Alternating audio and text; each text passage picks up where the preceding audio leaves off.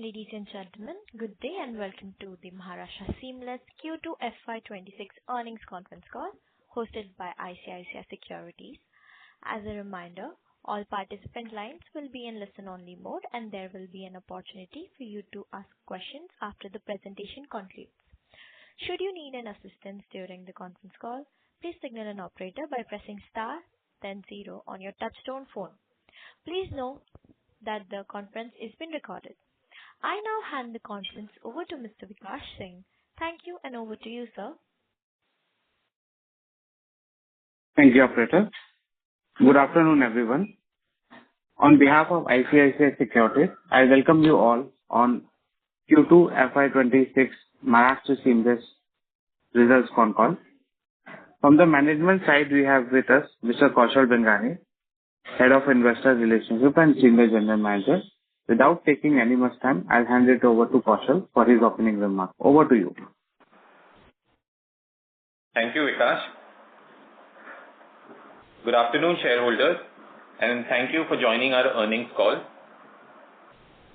During Q2 FY26, we have been able to dispatch 103,000 tons of seamless pipes, which is in line with the quantity dispatched in the previous quarter. However, margins were impacted due to three key reasons. The first is the slowdown of expenditure in oil and gas sector, which we've pointed out earlier as well. The second is continuous Chinese dumping, which has not abated. And thirdly, there was a notional markdown of inventory to comply with Ind AS requirements.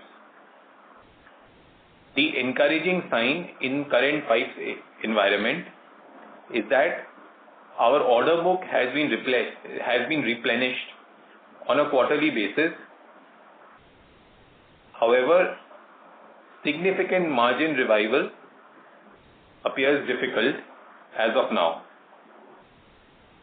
On the treasury front, there is a decline in other income on a quarterly basis, but on a half-yearly basis, it has shot up to rupees 235 crores in H1 FY26 vis-a-vis 155 crores in H1 FY25. I will briefly summarize key financial points. On reviewing our Q2 FY26 performance versus Q1 FY26, revenue declined by 5% to 1,234 crores. EBITDA declined by 27% to 123 crores. PAT declined by 44% to 130 crores. And EPS was at 10 rupees per share. Whilst EBITDA declined by 27%, the decline in PAT was higher in Q2 FY26 because of a sharp increase in other income in the previous quarter, Q1 FY26. Apart from financials, there are four key points which I would like to draw attention to. The first is the credit rating, which remains at AA+, and it's the highest credit rating which the company has received in the past 11-12 years. The second point is the treasury, which is at 3,115 crores as on 30th September 25. It is being judiciously managed with engagement and inputs at highest levels. The third point is with reference to our order book, which has improved by 20% from previous quarter and is now at 1,378 crores. On the capex front, at Telangana, work is continuing. We have issued purchase orders of 80 crores till now, and payments of 52 crores has been made. We expect the line to commence by the end of this financial year. That is the entire brief. I would now request Vikas to kindly open for questions. Thank you. We will now begin the question and answer session. Anyone who wishes to ask a question may press star and one on their touchtone phone. If you wish to remove yourself from the queue, you may press star and two. Participants are requested to use handsets while asking a question. Ladies and gentlemen, we will wait for a moment while the question queue assembles. The first question is from the line of Mohammed Farooq Umar from Pearl Capital. Please go ahead. Good afternoon, sir, and thank you for the opportunity. Could you provide insight into the current challenges affecting the company's order book, especially in light of Chinese seamless pipe imports? We would also appreciate details on Chinese current production capacity and domestic demand for seamless pipes, the main reason behind the dumping in Indian market, and what kind of government support the company is receiving to mitigate these effects. Additionally, do you foresee any shift in demand that might improve the order situation? Thank you.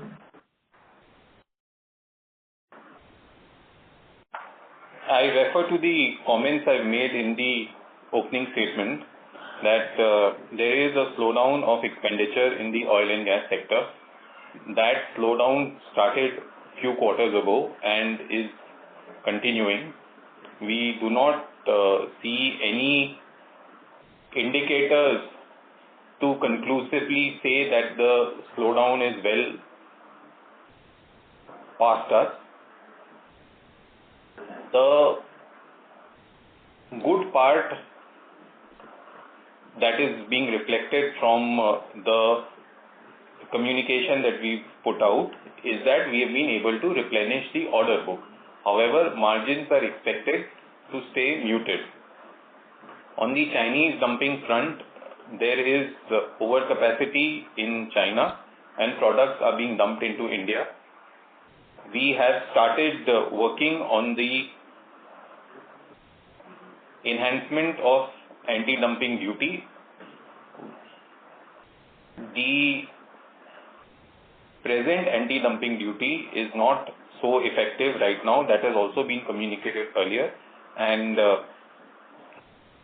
it is in place till October 2026. Any enhancement or continuity of anti-dumping duty will only be known after October 2026. However, the continuous Chinese dumping has affected margins of the entire domestic industry.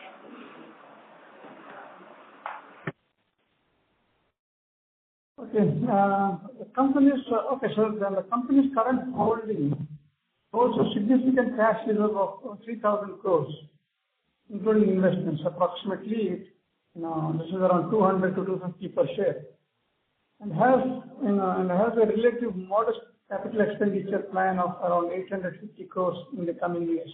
Could you share management perspective on the rationale behind maintaining such a large cash balance, and whether there are any plans to return capital to shareholders through dividends or buybacks?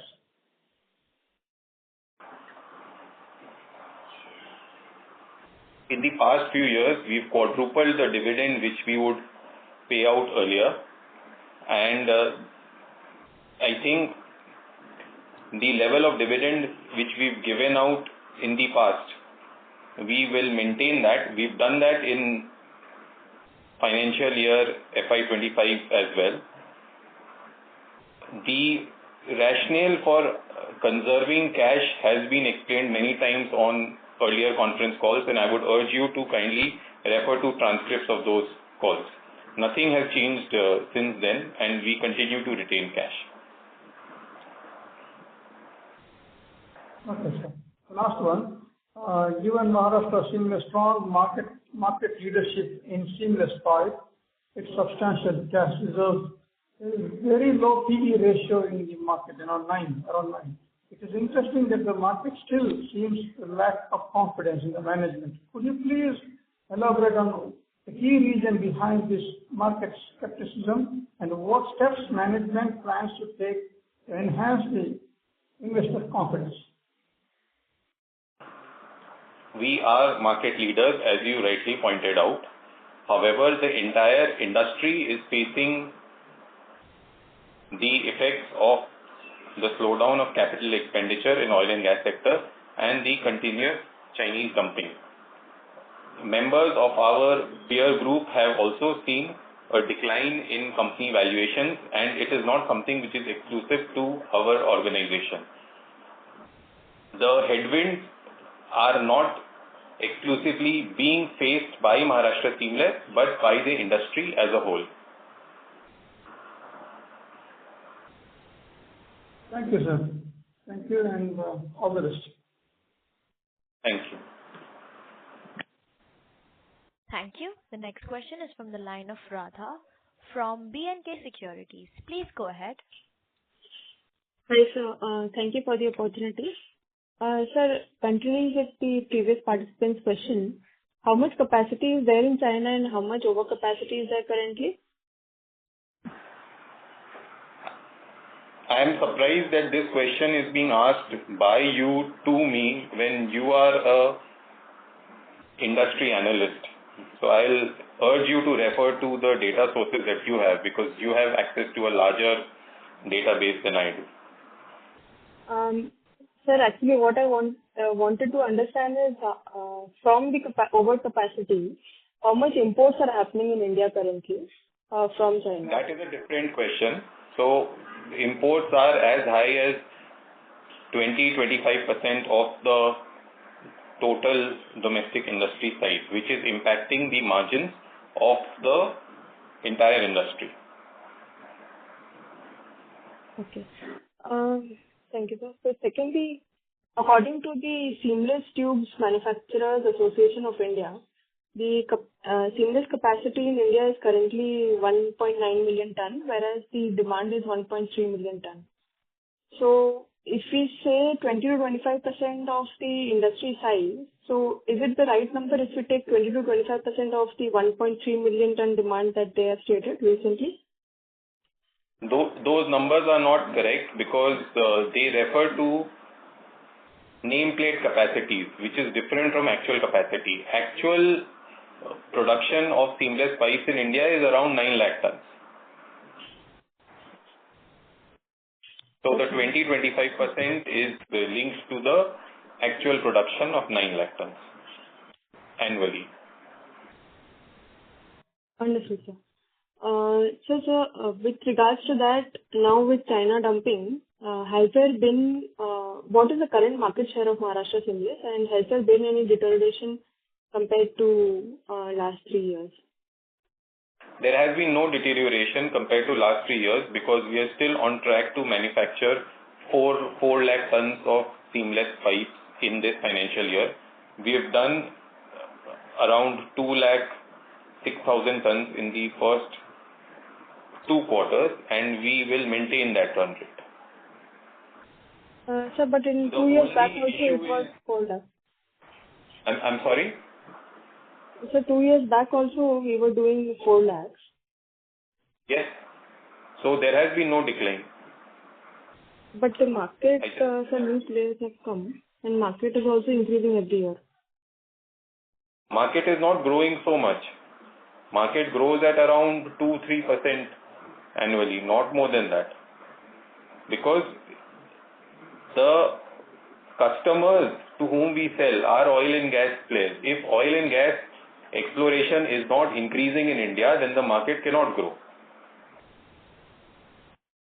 Okay, sir. And sir, exports used to be exports primarily to US used to be one of the key markets for Maharashtra Seamless. Now with the change in tariffs, how do you see the supply chains change, and where do you see this settling down in the next 6 months? Exports have not been very good. They had started to revive towards the end of calendar year 2024. However, due to the anticipation of the tariff tantrum and the actual tariff tantrum, export order has not conclusively improved. And that is the position as of now.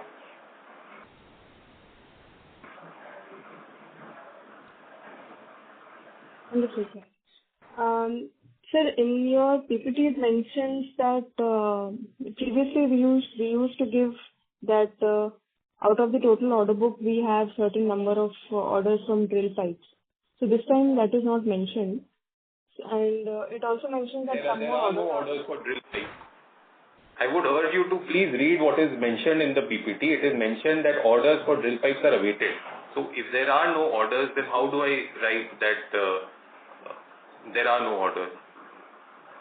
Yes, sir. So how much orders are you expecting? We are waiting. We don't have any visibility right now. Okay, sir. Is there any update on disposition of Jindal Explorer rig from the books? There is no update on the proposal that you mentioned. The rig is in the final stage of refurbishment and will be deployed in about 10 days' time on its new ONGC contract. Okay. So last question is, with this commissioning of this new line in Telangana, and considering the product mix that we have in seamless pipes, is there a headroom to go up the value chain within the seamless segment? And are we planning for any such thing in this Telangana line or in future? We've gone up the value chain already. And the only reason why we are doing this in Telangana is to ensure that the existing capacity is fully utilized. The line that we are putting up in Telangana is a finishing line. We already have manufacturing capacities of 2 lakh tons in Telangana. Okay. And Thank you.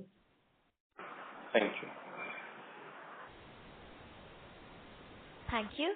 The next question is from the line of Vinay Nadkarni from Hathway Investments. Please go ahead. Yeah, thank you. So just 2 questions. One is, the revenue from operations basically has dropped to 1158 from 1259 year-on-year. You basically pass on the cost of raw materials to the customers, right? So the decrease in raw materials would have been passed on. What explains this?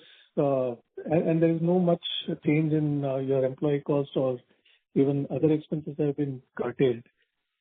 What explains this drop in EBITDA to such a level of 27% year-on? 46% year-on-year.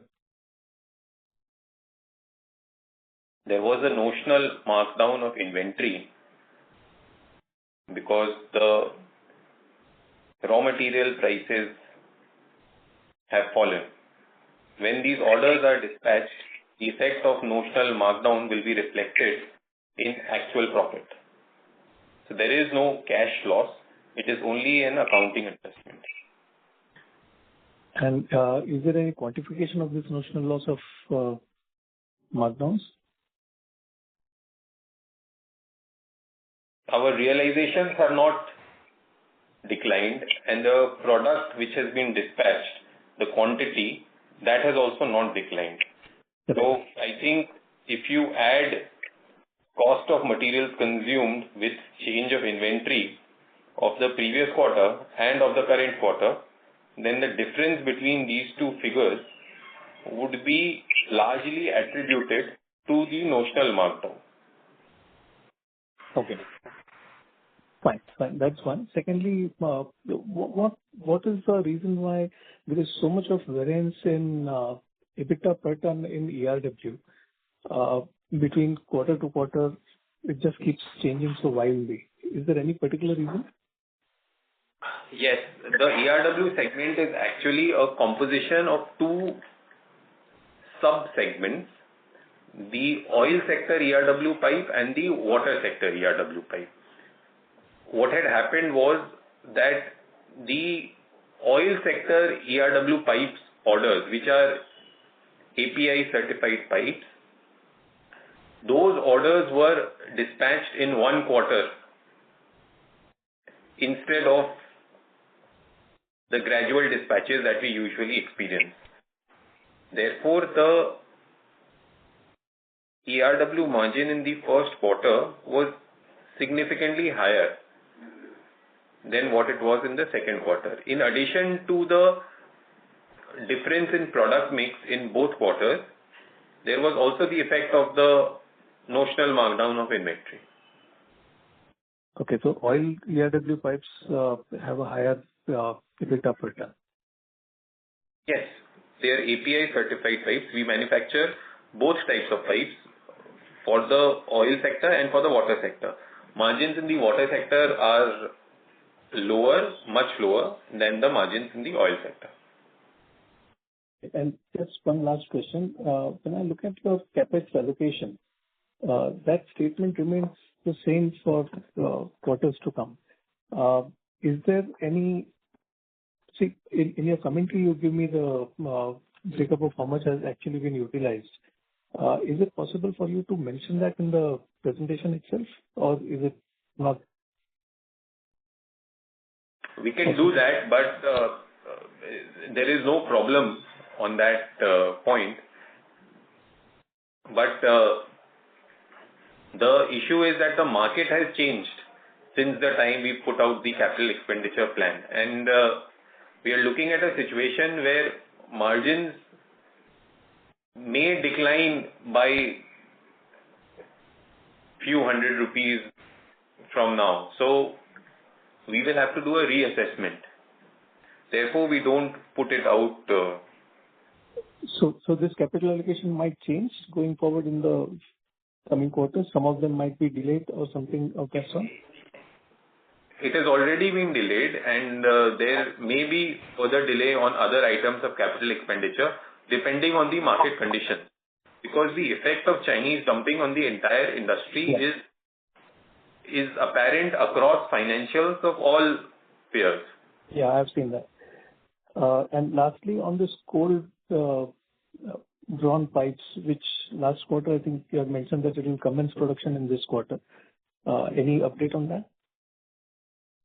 There were 2 draw benches which we had put out. One of them has commenced production. The other one will commence production in about a week from now. Will it but impact it's a value addition product with very low tonnage. So it will support us in an environment of declining margins. Thank you very much. Thanks a lot. All the best. Thank you. Thank you. The next question is from the line of Saket Kapoor from Kapoor & Co. Please go ahead. Yeah. Namaskar, Kaushal ji. Ji, namaste. Sir, can you just come again for the last point where the earlier participant was mentioning about the cold drawn? I am unable to understand. Can you please repeat it once more? There were 2 draw benches which we were planning to put.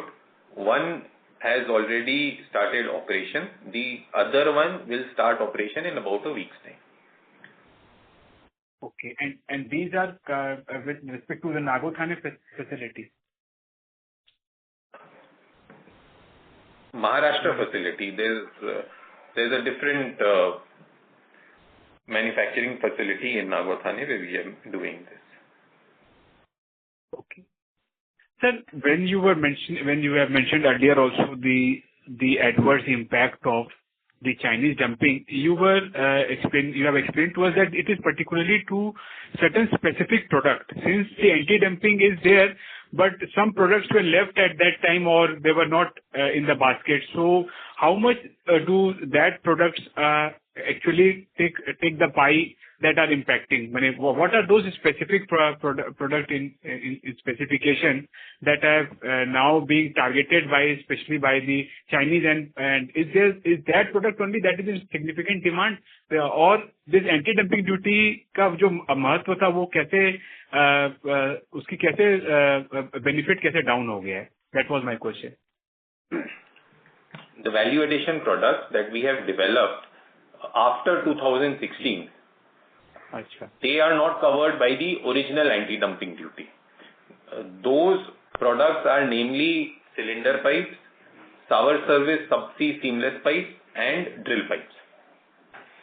These products were not manufactured in India in 2016 when the original anti-dumping duty was implemented. So that effect is there on the entire industry. In addition to that, the products on which anti-dumping duty was implemented, the prohibitive effect of the anti-dumping duty is no longer there. Therefore, the entire market is now open for Chinese dumping. And that is why we are seeing a decline in margins, mainly. Right. Sir, you mentioned about the formula to create figure out what was the notional loss. So, have you the numbers handy with you just to get that understanding that we were looking at EBITDA per ton in the vicinity of 12 to 15,000, if I'm not wrong. So, does that hold good for the latter half of this financial year, even after eliminating the impact of the inventory losses? For the second quarter, if there were no inventory losses, which are entirely notional, I would reiterate, then we would have made margins like we did in the first quarter of this financial year, or maybe slightly higher than that, because our realization has not declined, and the tonnage that we've dispatched, that has also not declined. Even other expenses have been curtailed. So definitely we would have done margins in the range of what was done in the first quarter of this financial year. The effect of this notional markdown will reverse when these products are dispatched in the next quarter.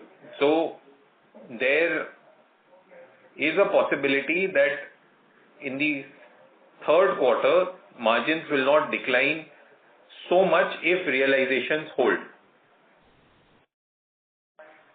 And for the second half, since we have an order book which we will be executing over a period of 4 months from now, that will cover quarter, I think so, entire quarter 3 and some portion of, I think so, quarter 4 also. So you can give us some understanding that this margin holds. This should be a bet, at least for what we have done for first quarter.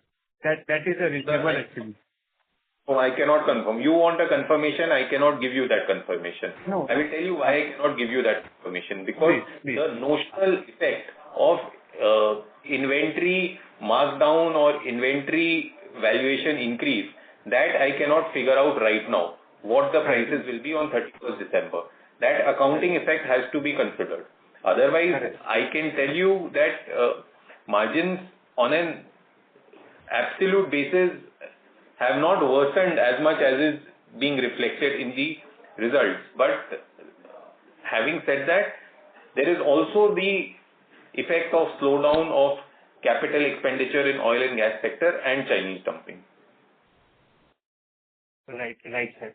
Sir, on the premium threading business, although some work has been underway for developing, and I think so some familiarization with a Japanese player, where are we, sir, in terms of we concluding that part and then introducing the product? They have issued a license certificate to our wholly owned subsidiary, Jindal Premium Connections Private Limited. So work is on track. And what portion of the target market we will be able to access once all the formalities are done with? We are working on this right now, and I don't want to disclose because this is also available to our competitors. Not an issue, sir. Sir, lastly, sir, on the tonnage part, as you mentioned that our tonnage has remained in this, I'm talking only for the seamless, just to be in particular, that it was 103 for both the quarters. And last year, sir, we had sales of 4,42,000. So taking into account the current order booking, and also you have some color on the bid pipeline also, are we in a position to be closer to this 442 number for the year as a whole in terms of dispatches? I think you should take the run rate that we've done in the first 2 quarters, because it becomes increasingly difficult to sell products in an environment where the customer is not required to buy as much pipes as we want to sell because of a slowdown of expenditure in the oil and gas sector. Okay. Right, sir. And lastly, sir, on this CCI part of the story, although all the updates have been, whatever necessary updates were provided to the stock exchanges about CCI looking for some information for previous financial year. Any update on the same, and for which financial year exactly the inquiry has been initiated? There is no update in the sense that they came to our offices and they collected whatever data they wanted, and they have asked us for more data, which we have provided to them. That is all that I can tell you right now. But there is no effect of that on our regular business operations. Right, sir. And my last point would be on the other income component part. So when, as per the accounting standard part, we need to keep the entire treasury book mark to market. So yes, sir. So, sir, since your presentation is very elaborate, if we could also provide us with how much actual profit have been booked and how much is the notional part, where should investors get that number? And secondly, sir, we have also seen in some of the corporate, whether the accounting standard permits, that these the line item is routed through the other comprehensive income also. So if that could be the take from the audit part, then this number affecting the profitability to a greater extent would be eliminated. That was my understanding and suggestion, sir. On the OCI part, we have checked with our auditors who have taken a view that if the instruments in which you have invested are not on a long-term basis, then you cannot classify it through OCI. You will have to route it through other income, because a significant portion of the treasury is linked to the equity market. Then we have decided not to do that, because we may or may not want to capitalize on market fluctuation. Okay. Regarding the point that you made in relation to realized profit and unrealized profit, that is not required to be disclosed. However, if you still want it, then it will not be appropriate to provide you only the realized and unrealized profit on the treasury part, because there are also other components like rent and interest and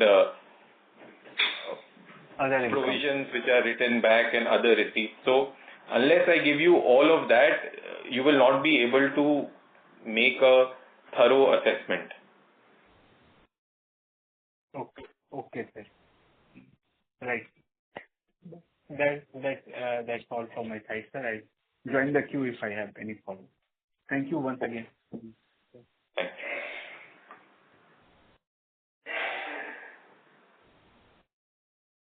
Thank you. The next question is from the line of Manavu Mehta from Vridhan. Please go ahead. Hi, sir. Good evening. Good evening. With regards to cash with the company, I understand company has been holding a significant amount of cash, around 3,000 crores. And earlier as well, you had explained you plan to hold the cash for some acquisition. I just want to understand the perspective of the management, whereas we have been holding cash for a while now for some future acquisition which might play out or which may not.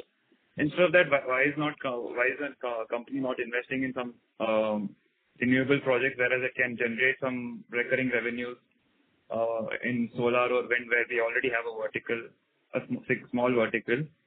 Why don't we invest some good chunk of amount in that vertical? We already have 59.5 megawatt of renewable energy capacity, out of which 1 wind and 2 solar plants are in Maharashtra and 2 solar plants are in Rajasthan. Yes, I do understand, but we can scale it up as well, right? Where we can generate recurring revenues. I mean, we are earning good chunk of profits from that as well, around 27 crores per year. We earn EBITDA of approximately 60 crores from that every year. Yes. And my question was, why is the management not focusing over there? We looked at the economics, and unless there is some form of incentive available at the time of putting the project,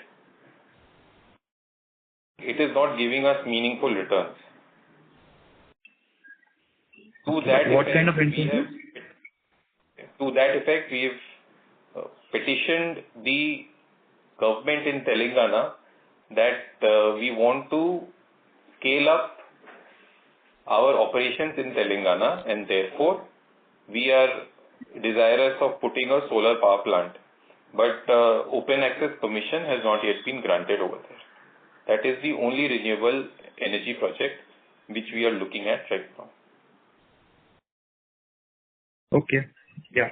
And on the capex front, I'm assuming since you mentioned we are facing some headwinds from Chinese dumping, are we going to reduce it going ahead? Let us finish what we've started.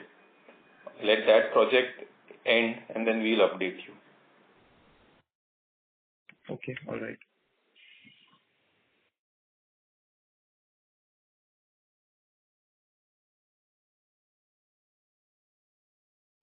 Thank you. The next question is from the line of Vinay Nadkarni from Hathaway Investments. Please go ahead. Yeah, thank you. Just a follow-up on the inventory notional markdown. You have been on record saying that for every order that you get, you do a back-to-back arrangement for the raw material, so it gets blocked and should not therefore pay. So what was the need for this notional markdown? And is this a one-off thing or is it audit requirement? Or was it a old material? It is a accounting requirement. I'll tell you what I mean. Suppose I sell pipes for 500 rupees, and when I get an order for 500 rupees, I will buy raw material, and I have bought the raw material for 300 rupees at that point in time. Then the order remains unexecuted because I still have some time for delivery of that order.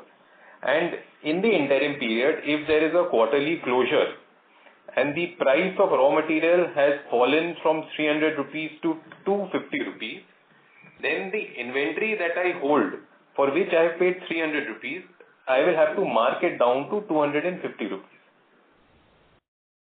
Therefore, the notional loss of 50 rupees will be booked on the quarter end.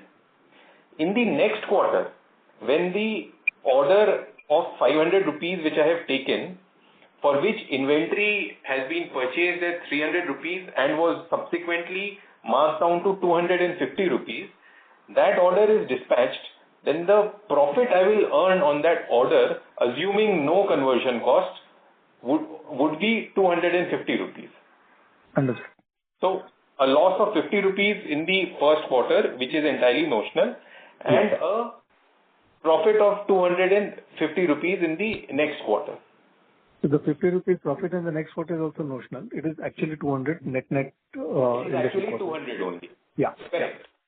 Okay. So On a per order basis, I have not lost any money, but due to the accounting adjustment, the effect is reflected in the financials. Fine. One The question accounting standard says that at the end of any reporting period, you have to value stock. So stock is valued at lower of cost or net realizable value. So at the end of the quarter, with the example that I've just taken, the net realizable value of the stock of 300 rupees was 250 rupees. Hence the markdown. Yeah. So this will happen the reverse way when the raw material prices start going up. So yeah, I understand that. Okay, just one more broader question.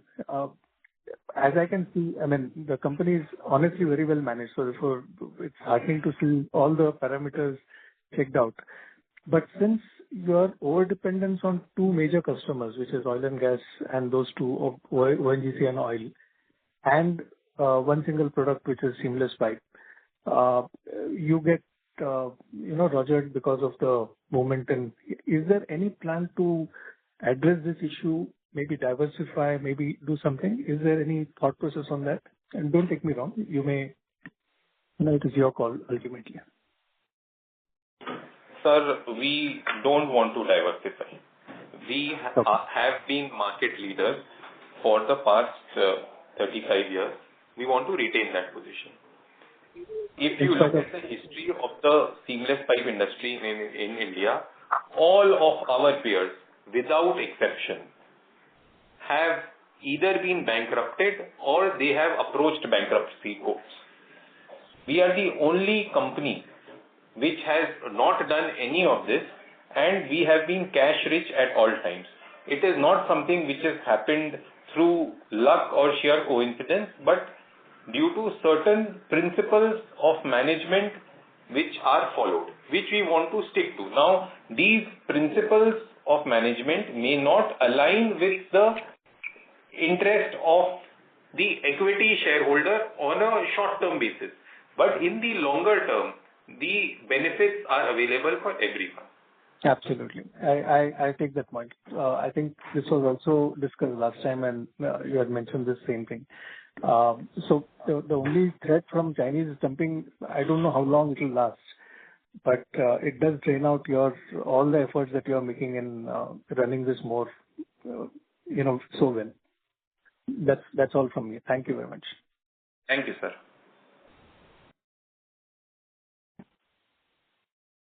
Thank you. A reminder to all the participants that you may press star and one to ask a question. The next question is from the line of Krishna Kumar from Retail Investor. Please go ahead. Good evening, sir. My question is related to the margins. And what would be the sustainable margin? I presume that since you have taken notional losses, that should be coming back in the coming quarters. But what should be the sustainable margin we should be looking at in this kind of depressed scenarios? In the past, we used to make margins of 7,000-8,000 rupees per ton. Then margins shot up to 30,000 rupees per ton. I think, sir, the larger band is between 7 to 30,000, and a more reasonable band is 8 to 15,000. I don't believe on a medium-term basis margins can be sustained at elevated levels, because something or the other happens in the crude oil industry which affects the margins of all players.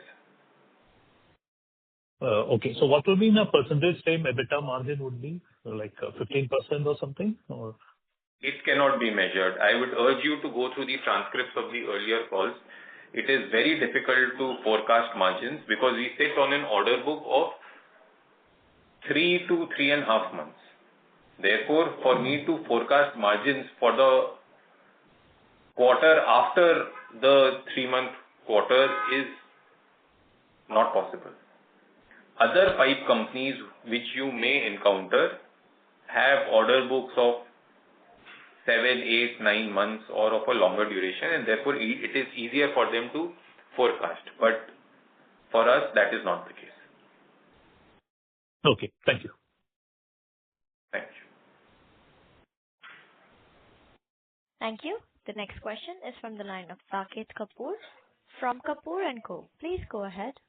Yeah. Yeah, sir. Thank you once again. Sir, when we, as you mentioned about the dumping from the Chinese counterparts, so specifically, if we look at oil exploration in the country, they are mainly carried out at a major part is from ONGC and Oil India only. So, with respect to the specific products, they are then ONGC and Oil India are buying from these Chinese players itself, with reference to the product of subsea pipes and the drill pipes?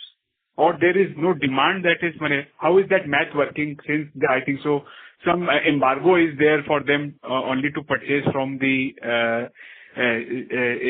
Indian players only? Sir, this happens through the dealer route. So Chinese manufacturers sell to a dealer. The dealer then participates in the tender and sells to the eventual customer. Okay. So then they are able to bifurcate that part of the story also, where I think some 250 crore something worth of orders need to be only routed through the Indian player. So that goes with the dealer part. Okay. Sir, yes, sir. And sir, on the project award, I put out a new point on slide 17 of the presentation. Yes, sir. It says that project awards have declined 27% year on year and 13% in quarter 2 FY26. Right. It further says that although tender announcements have reached record highs, actual awarding remains delayed. Correct, sir. We are also facing that situation, and our peer group is also facing that situation. Okay. So I was coming to this point only, sir. Then how should we look at the bid pipeline? The time it is taking to mature and the orders being finally AOP being handed over is getting elongated. But do we rely on the bid pipeline in terms of making the assessment of how the order tendering will be going ahead, since it's now become a elongated process? In order to run our mills, if direct tenders are not being received, then we have to sell more to the dealer segment where margins are lower. Because the furnace in which billets are heated, that furnace is operating at all times. So we have to ensure that the mill keeps running. Okay. So we are running at optimum level with yes, sir. The dispatches have not fallen. However, margins have been impacted. Correct. And we have to, in a situation where order book visibility is reduced, we are unable to bid aggressively because we have the constraint to operate our mills, and hence we want to capture whatever order is available. Correct. Right, sir. Okay, sir. That answers the part of the demand issue, and we have to see how the second half plays out and the budgeting aspect for the state PSU in terms of the final tendering process. So that will only give us an understanding how our order book shapes up going ahead. Correct. Thank you for all the replies, sir. And for the in the presentation, sir, when you mentioned about the liquid investment part, if we could also quantify to us, since in the annual report we have seen that a large portion of it is in the liquid funds itself. So if we can give the breakup of mutual fund or give a note on pertaining to what is subject to the market wagering, means the stock prices moving up and down, and how much is pertaining towards the liquid funds where there is negligible chances of any downward mark to market. That would suffice a lot, I think. So 2584 is what the number is for the mutual fund. So further granular details in terms of liquid funds and the funds exposed to equity links, that would be very helpful. Okay. That's the only suggestion, sir. And all the best to the team, sir. And we hope that we hear much more on the capital allocation policy, the rig high work part, that these are.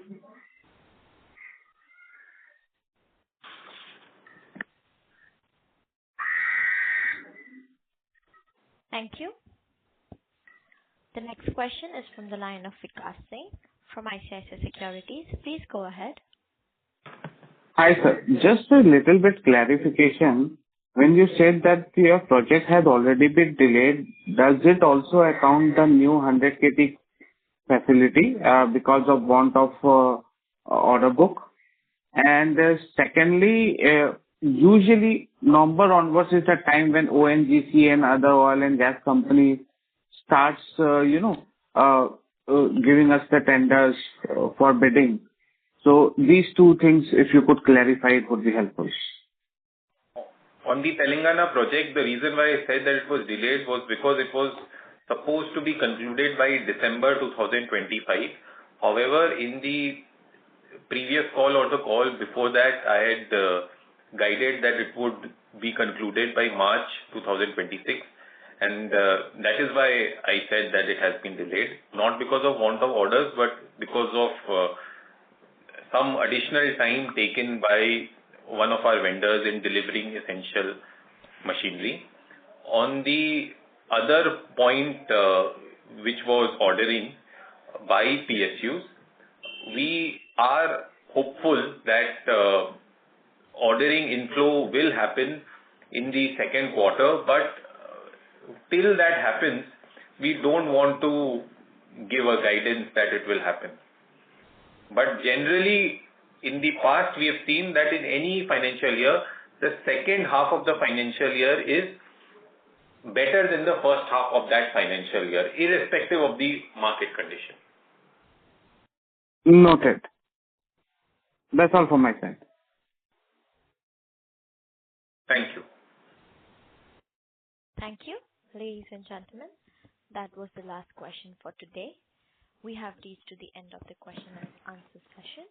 I now would like to hand over the conference to Mr. Vikas Singh. Thank you. Thank you, operator. On behalf of ICICI Securities, I would like to thank the management for giving us the opportunity to host them. Now I hand it over to Kaushal for his closing remark. Over to you, sir. Thank you, shareholders, for participating on a holiday, and thank you to Vikash and Madam Moderator for working on a holiday. Thank you. Thank you. On behalf of Maharashtra Seamless and ICICI Securities Limited, that concludes this conference. Thank you for joining us, and you may now disconnect your lines.